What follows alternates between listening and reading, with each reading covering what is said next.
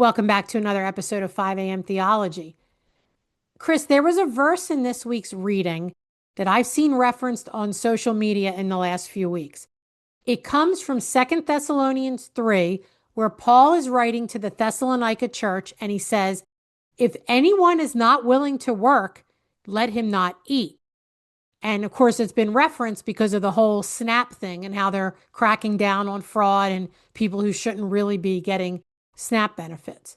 Seen it over and over and over again. Yeah, without a doubt. Yep. And that verse is actually the second half of Second Thessalonians 3:10. Like we said, Christians have been referencing it a lot lately, but they always reference it whenever there's a debate on whether or not governments should give welfare, should revamp what welfare there is now. There's always a debate on how much should the government and even others, churches and everything, give people. Are we really helping them or not helping them? Yeah. And those words that Paul wrote to the Thessalonian church come in the midst of his teaching about the sin of idleness. It is a sin to be idle or lazy. Not that we can never take a break. Obviously, rest is commanded by God, but too much is not good.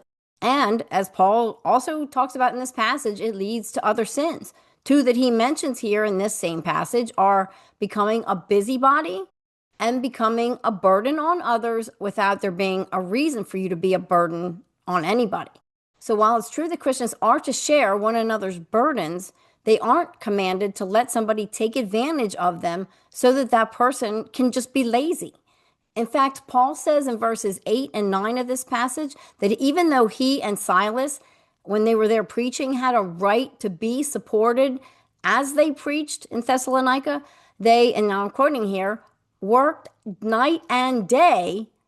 And the reason they did that, also quoting the verse here, is to give the Thessalonian church an example to imitate.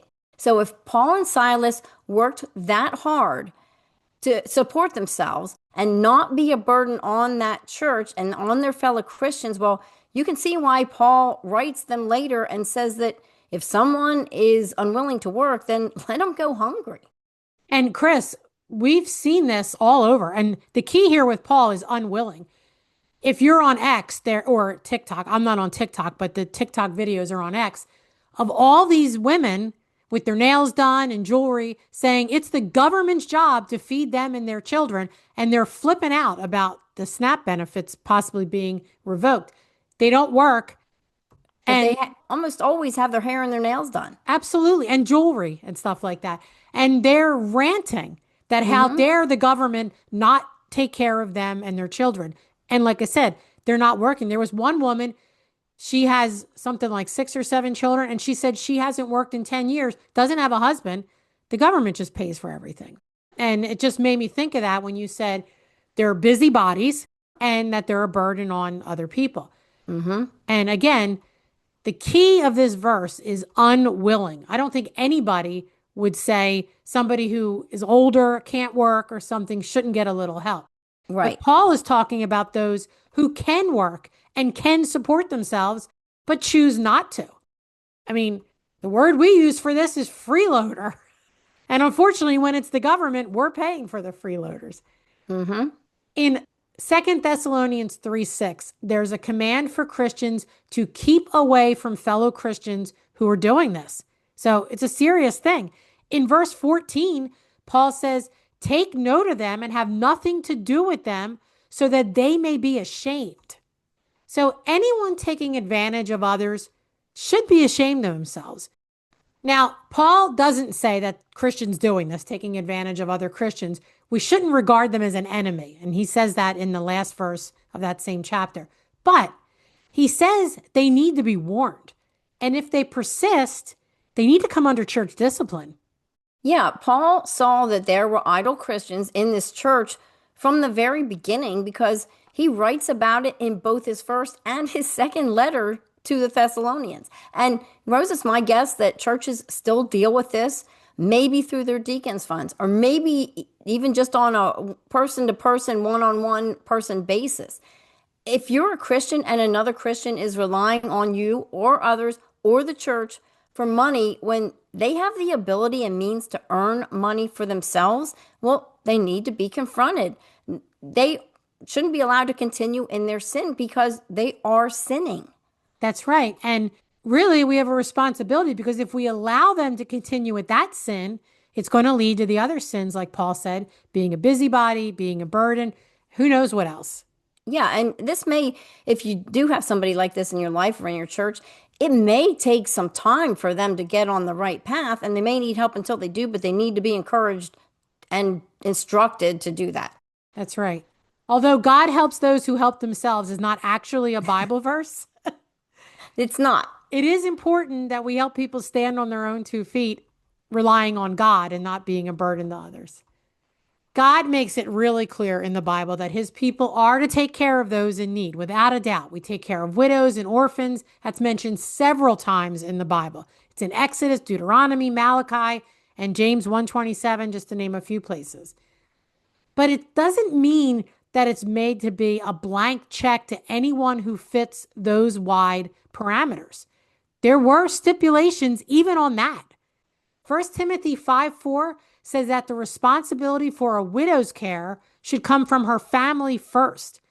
And then in verse 9 to 11, Paul goes on to say, no widow may be put on the list of widows unless she's over 60, has been faithful to her husband, and is well known for her good deeds, such as bringing up children, showing hospitality, washing the feet of the Lord's people, helping those in trouble, and devoting herself to all kinds of good deeds.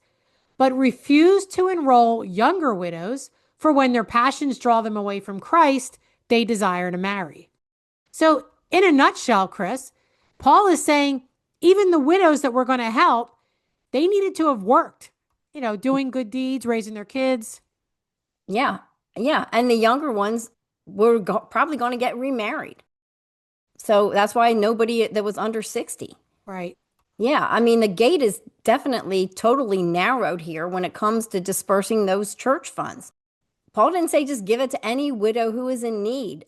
They were supposed to have been a good working church person. I mean, it wasn't just for everybody.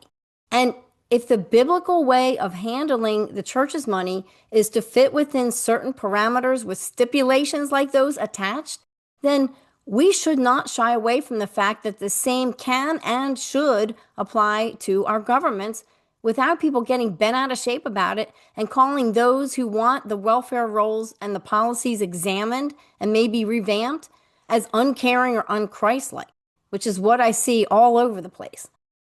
Government welfare at its core is wealth redistribution. It's taking money from working people through taxation and giving it to those who are not working or who are not earning enough to sustain themselves. A Christian should be fine with helping those who truly need it, but they're not being wrong or unbiblical or unchristlike if they ask for there to be limits and oversight when it's their government handling the funds. And I see it all the time. Without a doubt. And like we said, it's just as good for the person receiving to try to get off or at least work for what they're getting as it is for the person who's giving their money. The Bible places a strong emphasis on work. There's even like this image of when you go to heaven, you float on a cloud. That's not true. We're going to have work in heaven. It's going to be enjoyable work, but there is going to be work in heaven. And that's because there's dignity in work. There's taking pride, not the bad pride, but a good feel of self-worth in work. There's dignity in providing for your family. Here in the United States, our current welfare system discourages work. Our unemployment to kind of help you when you're out of a job discourages you from finding a job. It does. You can see it in the labor force. Here in the US, I don't know how it is all over the world of those of you watching, but there is a lack of help in stores, restaurants, etc. Rose, we were just on a vacation, like a driving vacation with another couple that's a friend of ours. And we stopped at a KFC. Do you know how long we waited? It was over a half an hour. It was insane. There's just not enough help. No, there's not. Everywhere you look, there's help wanted signs. And you're right, there's not a lot of people. Less people are working because our government, in many cases, is rewarding idleness. It's rewarding laziness. And it's actually becoming a form of oppression to the middle class workforce. Something that's totally unbiblical. And Chris, DoorDash and Instacart, being an Uber driver, all those things are huge in this country because you can just work a certain amount of hours just to get enough money to buy your food or whatever you need. So you're not really working much. You're working maybe 25 hours. You're not putting away for the future. You're not saving. You're not able to afford a house. So it really is to the detriment of people that this stuff is going on, which is probably why the Bible says work. Our government welfare program here in the US also discourages marriage. It promotes singleness because you can collect more if you're two single people just living together than a married couple. And what it's doing is it's making people dependent on and actually slaves to the government, which is the whole concept behind Marxism, which this country, there's plenty of people who are trying to turn us in that direction. Absolutely. Conservative, Bible believing Christians have to balance the biblical mandate to care for the poor with the biblical principle of work, self reliance, and sanctity of marriage, and the Bible's warnings over and over and over and over and over again to their rulers not to oppress their people. Christians should strive and ask for reform of government welfare programs. It's not unbiblical. You're not being unchristian when you ask for those things. And Rose, it might have to start with demanding citizenship as the first requirement for receiving any benefits. And that's not a popular opinion with a lot of Christians either, because they don't understand the difference between a quote unquote sojourner in the Bible and what's going on here and in other nations today. But that's a discussion that we have to wait for or leave to another day, because this podcast would be really, really long today if we go there. And so I think that's a good place to end. Have a blessed morning, everyone.